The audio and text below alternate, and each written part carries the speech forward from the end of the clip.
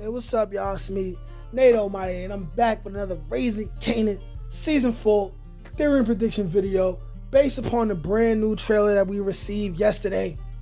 And all of my theories are 1,000,000,000% right until I'm proven wrong. And even if I'm wrong, I'm still worth the watch because it's just that entertaining.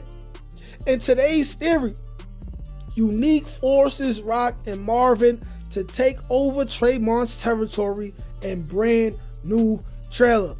Now, I'm sure y'all can see that the waffle colored Negro who Marvin is beating up in the trailer is Traymont. I knew Traymont was going to make a return.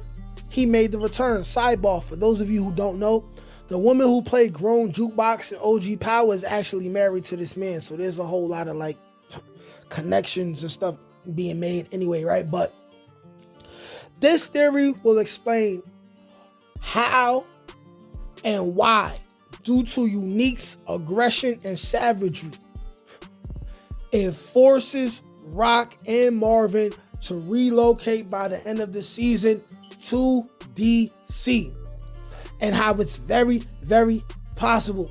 And I also will explain what Traymont got to do with it, how Traymont will enter back into the story. I'm also going to explain what Joaquin got to do with it and all things in between. And then at the end of the video, I would explain how that's an easy segue into everything that got to do with Jukebox in the future. This video is going to be another banger. Without further ado, let's get to it. All right, now, people, let's break it down like this now.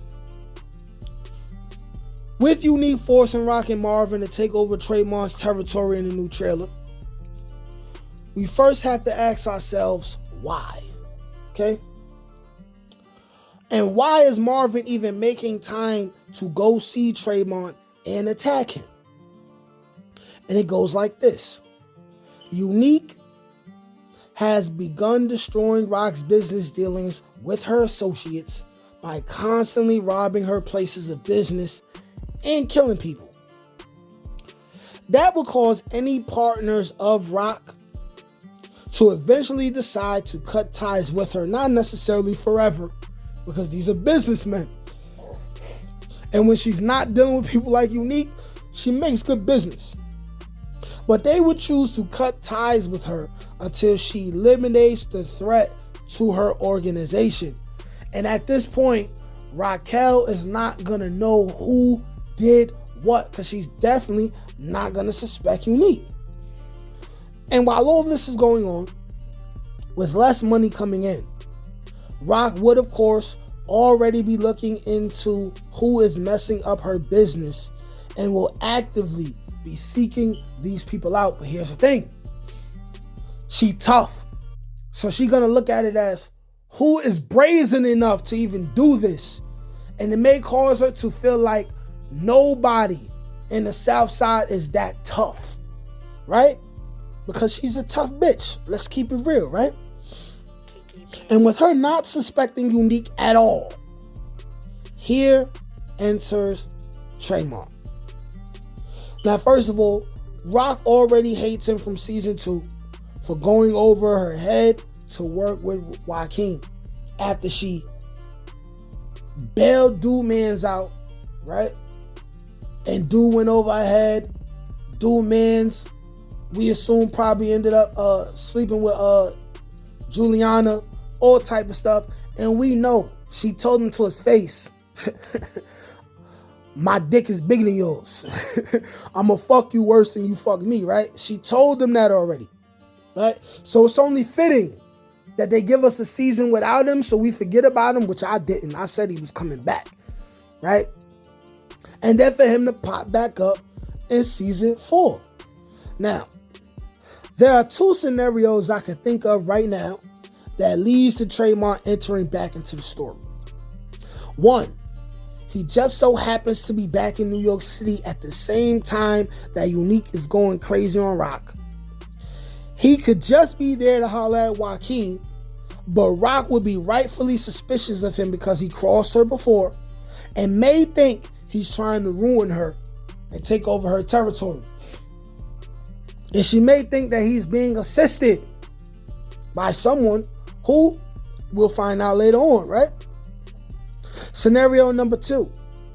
We can find out that Rock wants to work with Joaquin again after she already loses business with the other people, right? Right? We could find that out. But because she's too problematic at the moment, because, you know, Joaquin is fair, right? He refuses and reminds her that he has a great business deal with Traymont. Or, just for fun, here's a third scenario. Joaquin tells Rock that Traymont isn't better than her at running a business and offers to work with her again if she can convince Traymont to work under her. This will be because she would still need him to teach her the inner workings of the territory Traymont currently owns, which is in DC. Now, if he has more territory in New York City, that will motivate Rock and Marvin to violate him even more, right? Right? But now, just for more fun, here's a fourth scenario. And this fourth scenario could be Rock sending Marvin to kidnap Traymont so they can steal his money to pay off their debts and to use his work to keep their business afloat. Now, this, of course, is a situation that may lead to issues with Joaquin. And in that scenario, I could see both him and Traymont being killed by the end of the season. And in regards to Joaquin being killed, I have an idea for another video based off of a scene that I seen in the trailer. And that video will likely come out tomorrow because I'm cooking. I'm in the kitchen flicking the wrist, right? And let's be real. And let's talk about another key thing that may come from Traymont entering the story again. He's from DC. He does business in DC. So we can expect a possible connection in regards to Jukebox ending up in DC in the future. Since it's Marvin who beat Trey up and maybe kidnapping him, did Marvin do it? Or did he just catch Trey slipping in New York City? That's the question. Did he go to DC to do all of this? Or was Traymont just slipping, going to see a family member or going to see a chick, right, in New York City, right? And at the same time, he was probably meeting up with Joaquin to pick up more work. We're going to find out. But also, the possibility that due to the drama in New York City, the Thomas family decides to just take over Traymont's territory in DC and start over, leaving the South Side too unique, finally giving him the victory he always wanted. We could see Rock and Marvin moving to DC, with Jukebox going back and forth from both states, with Lou and Kanan choosing to remain in the city for obvious reasons. Kanan wanting to run the South Side, and Lou not really wanting to deal with business and wanting to deal with music. Y'all let me know what y'all think. Like, share, comment, subscribe.